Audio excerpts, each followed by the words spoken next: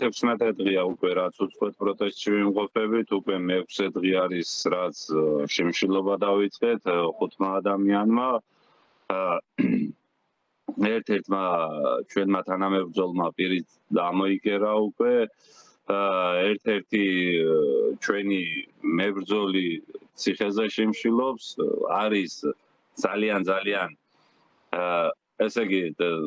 საზიზღრად გვექცევა კომპანია დასაქმებულებს, იყენებს ყველანაირ რესურსს იმისას, რომ გამოვყარონ სამსახურიდან, არ დაგვირიცხონ ხელფასები, დაგვაპატიმრონ, დაგვაშინონ, გაგვაშაონ, ყველაფერს რაც კი შეიძლება რომ ზიანი მოგვადგეს ჩვენ უბრალო მშრომელ ხალხს, მაგრამ ისევ და ისევ ვაგრძელებთ პროტესტს, ისევ და ისევ ვაგრძელებთ ბრძოლას, ისევ და ისევ ვართ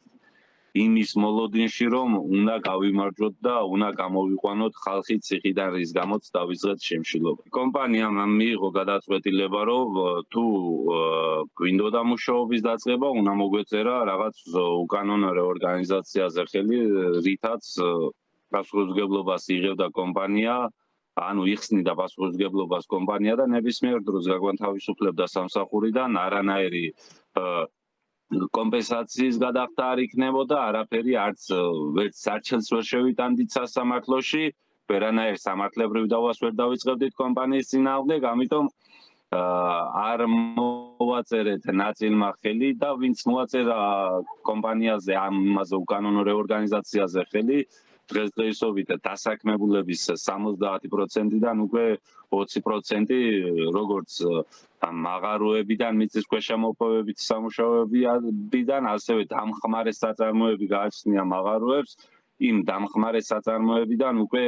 ძალიან ბევრი ადამიანი გაანთავისუფლეს, არანაირი კომპენსაცია არ გადაუხადეს, დღეს უკვე იწყებენ ბრძოლას ისინი ჩვენთან ერთად და მოდიან ჩვენ გვერდში და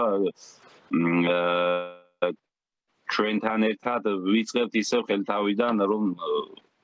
დაბრუნდეს ყველა სამსახურში ოღონდ ღირსეულად და არანაირი რეორგანიზაციაზე არ მოხდეს ხელის მოწერა. რაც შეეხება ხელფასებს, ხელფასები მხოლოდ და მხოლოდ მარტის ხელფასია გასწორებული, დანარჩენი არ არის გასწორებული. ისიც ვინაც მოაწერა ხელი, მათ 70%-ს დაერიცხა ხელფასი, ყველას არ დარიცხვია. და ჩვენ ვინაც ხელი არ მოვაწერეთ, დაახლოებით 700 კაცი ვართ, ვინც ხელი არ მოვაწერეთ ამ უკანონო რეორგანიზაციას, ჩვენ არც მარტის ხელფასი დაგვირიცხვია და არც დანარჩენი, რომელიც თან მით უმეტეს და ვალდებულება აქვს აღებული კოლექტიური ხელშეკრულების საფუძველზე კომპანიას პროფკავშირისგან, რომ ყვითელი პროფკავშირისგან, რომ